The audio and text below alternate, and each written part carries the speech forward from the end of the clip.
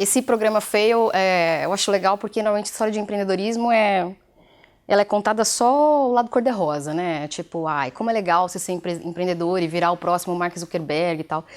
Só que, na real, tipo, não é isso que acontece, né? Primeiro que Mark Zuckerberg é um só e segundo que a vida de empreendedor não é nada mole, né?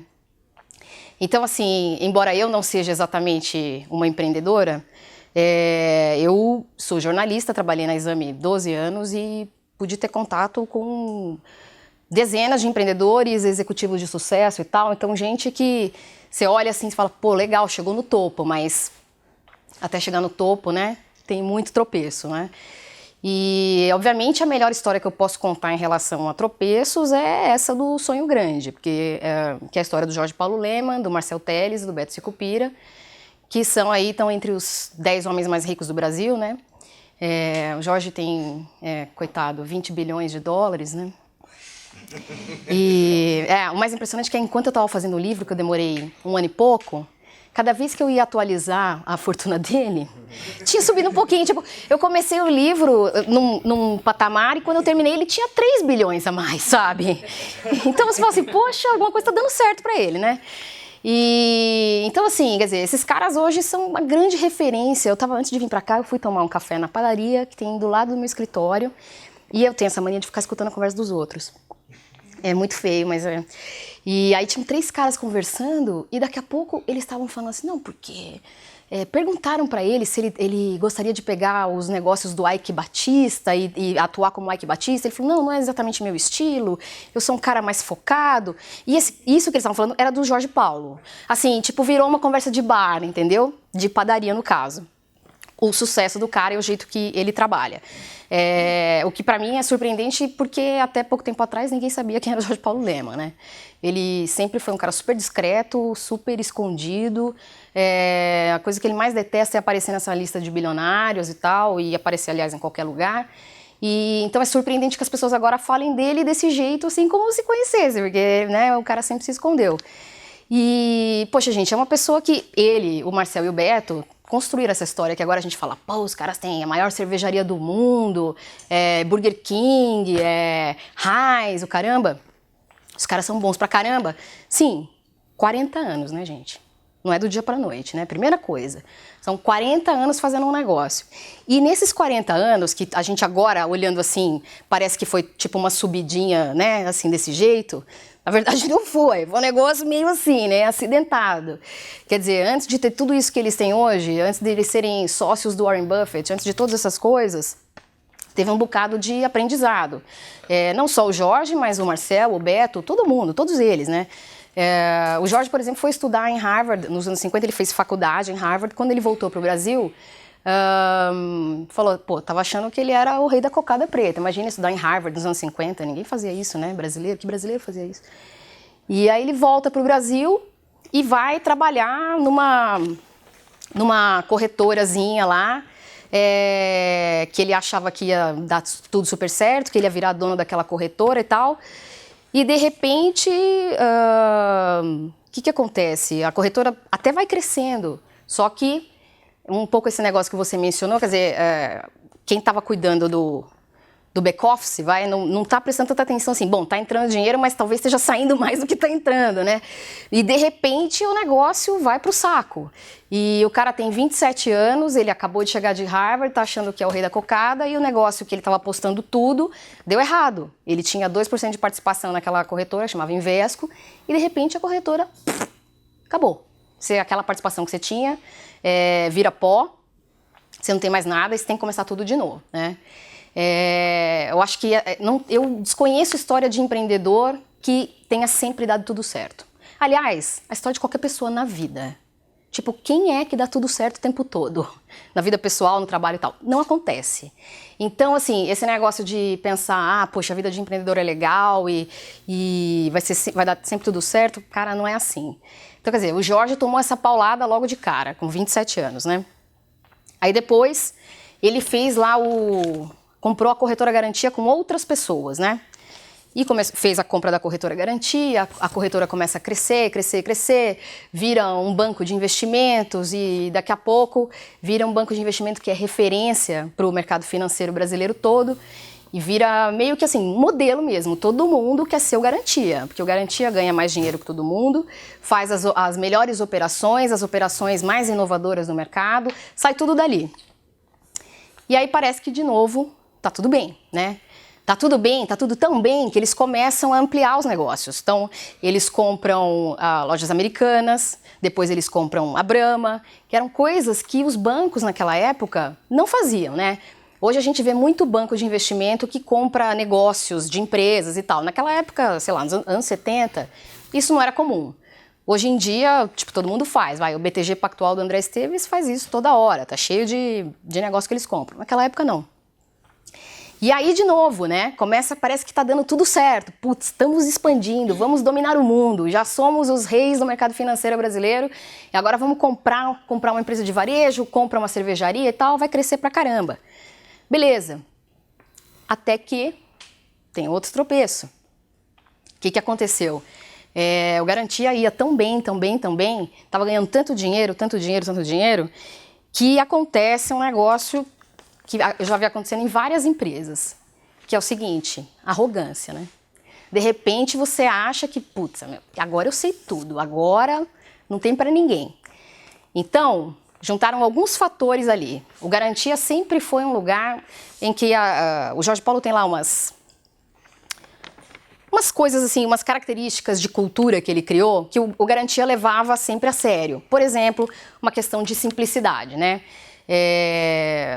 Bom, no banco, tipo, ninguém podia ter carro importado, era uma coisa feia se alguém andasse com carro importado, sabe? Não queriam que nunca tivesse aqueles sinais de ostentação. De repente, o banco começa a ganhar dinheiro pra caramba. E aí, não é que os caras estão comprando carro importado qualquer coisa, é Ferrari, Porsche, o caramba. Começaram a gastar dinheiro direto. Comprar helicópteros, né? Comprar mansões e tal. Então, a coisa da simplicidade, que era um valor super caro pro Jorge Paulo, daqui a pouco começa a não fazer tanto sentido. Oi. Só um parênteses. Isso eles notavam mais nos funcionários ou eles começaram a entrar na... Não, eles até que não tanto. Mas sabe o que tinha acontecido? Os três... Aliás, gente, é o seguinte, a gente tá num grupo tão pequeno aqui que qualquer dúvida vão interrompendo, tá? Vamos fazer uma coisa bem informal mesmo. Isso. Mas é que às vezes as pessoas ficam meio, né? O que acontece? Nesse ano aí que aconteceu isso, os três estavam meio fora do dia a dia do banco, né? Porque o Marcel estava tocando a Brahma, o Beto estava tocando Lojas Americanas e o Jorge Paulo tinha tido um problema do coração que ele ficou quase um ano fora. Então, eles não estavam participando do dia a dia do banco. Não estou eximindo ninguém da culpa, porque afinal eles eram os maiores acionistas do negócio e deviam estar acompanhando tudo de perto, certo? Deixaram rolar uma tremenda de uma distribuição de bônus altíssima, porque o banco teve um lucro recorde e resolveram que iam distribuir aquela grana toda e, enfim, eles concordaram com essa distribuição. E assim, embora eles, pessoalmente, não entrassem muito nessa onda, tanto que o Jorge Paulo, até meados dos anos 90, ele andava com um carro tão vagabundo que uma vez ele escapou de um assalto porque o ladrão achou que ele era pobre, entendeu? De tão vagabundo que era o carro dele. Então eles não entravam muito nisso. Mas aquela coisa de... Como eles não estavam lá todo dia, não tinha aquele olho do dono para falar que feio você comprou uma Ferrari, né? O negócio foi contaminando, entendeu? Então, construir cultura é um negócio complicado, porque para construir demora pra caramba. E para derrubar não precisa nada, é que nem reputação, né? Você fica construindo reputação um tempão, anos e anos, deu alguma confusão, meu filho, nunca mais. Então, foi o que aconteceu, por exemplo, com esse negócio de simplicidade. A outra coisa que era muito importante para eles, sempre foi super importante, era pensar no longo prazo. Quer dizer, eles nunca foram empreendedores de falar assim, não, putz, a gente vai ter que ficar bilionário do dia para a noite. Não é isso. Aliás, eles sempre pensavam não tanto no dinheiro, mas mais na coisa de, putz, vamos construir um negócio legal, né? É aquele negócio, o dinheiro vai ser uma consequência, né? Não é o objetivo principal. Então, assim, eles sempre pensaram nesse negócio de longo prazo, de você construir negócios que se perpetuassem, coisas que realmente durassem, né?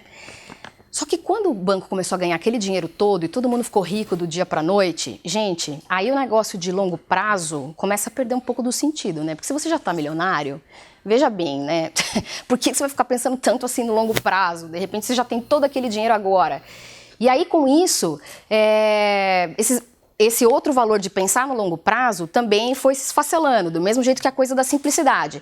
Então assim, alguns valores que foram perdendo a razão naquele ambiente, né? Um ambiente novo em que todo mundo estava muito rico, somado ao negócio da arrogância. Porque, como o banco tinha virado aquele modelo para todo mundo, de repente os caras achavam que, poxa, eles eram infalíveis e eles podiam fazer qualquer negócio e que sempre tudo vai dar certo. E é como eu falei, gente, você tem uma certeza na vida que as coisas em algum momento vão dar errado. Não sei se vocês já leram, tem um livro que chama, acho que é Black Swan, eu acho, que é o tal do cisne negro, né? Que de tempos em tempos vai acontecer um negócio imprevisto e que vai ser devastador. Então, assim, a única certeza que você tem é que vai acontecer uma coisa errada. Você não sabe quando, nem porquê, nem o que ela vai ser exatamente, mas você tem que estar preparado porque em algum momento vai vir um negócio para te tirar do prumo. E aí esse negócio para eles veio, quando eles não estavam nem imaginando o que era. Em 97 teve uma crise financeira na Ásia, e aí você fala, pô, o que isso tem a ver com o Brasil, né? O mundo ainda não era tão globalizado como é hoje, mas já tinha um impacto. O banco tinha umas operações financeiras lá que estavam ligadas ao mercado asiático e estava super alavancado. Oi? Pode entrar. Fica à vontade. E ele estava super alavancado, assim, e aí o que aconteceu foi que perdeu muito dinheiro com aquelas operações que estavam dependendo do mercado asiático. E aí, gente, o que acontece quando o banco começa a perder dinheiro? Dá um desespero para quem tem grana lá, né? Banco é um negócio que vive de credibilidade, certo? Se eu chegar para você e falar assim, pô, sabe aquele banco que você tem conta? Estão falando que vai quebrar. O que você faz?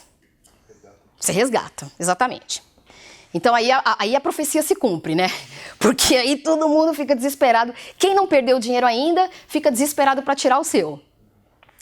E aí, foi exatamente o que aconteceu com eles. Quer dizer, os clientes que ainda não tinham perdido dinheiro, quiseram resgatar tudo. Então, os sócios ficaram desesperados, tentando conter aquela sangria. Mas aí, gente, é isso. Quando você perde a confiança no teu banco, é que nem você perder confiança em médico. Você não quer ficar mais ali, você quer outra coisa. Então, teve aquela debandada geral de cliente e, de repente, eles não tiveram outra alternativa a não ser vender o banco, porque a percepção que o mercado tinha naquele momento é que aquelas pessoas que estavam ali realmente não eram, talvez, tão boas quanto elas imaginassem e que, poxa, talvez elas não pudessem tocar aquele banco. Então, talvez outras pessoas tocando o banco fosse melhor. E aí foi isso, quer dizer, vocês imaginam, naquela época, embora eles já tivessem a Brahma e já tivessem lojas americanas, o Garantia era a coisa mais importante que eles tinham. Era a coisa mais importante, era a coisa que mais dava dinheiro, era aquilo que eles imaginavam que iam perpetuar, sabe? De repente, de ter um banco de investimentos com alcance global e tal. Era isso que eles imaginavam. E eles tiveram que recuar. Eles tiveram que vender o banco. Ninguém precisa ficar com pena, porque o Jorge Paulo ganhou dinheiro com a venda do banco. Todo mundo ganhou dinheiro, né? Não precisa chorar, derramar lágrimas, não. Mas o ponto não era esse, né? O ponto é uma tremenda de uma frustração, porque aquele plano lá, esse cara... Pô, o Jorge Paulo ficou ali quase 30 anos naquele banco, né? 25 anos. De repente, pá, aquele negócio que você tinha, não tem mais. E aí, o que você faz, né? Você pode sentar e chorar, né? E você pode tentar fazer outras coisas. O que eles fizeram foi, em vez de sentar e chorar, foi focar nos outros negócios, né?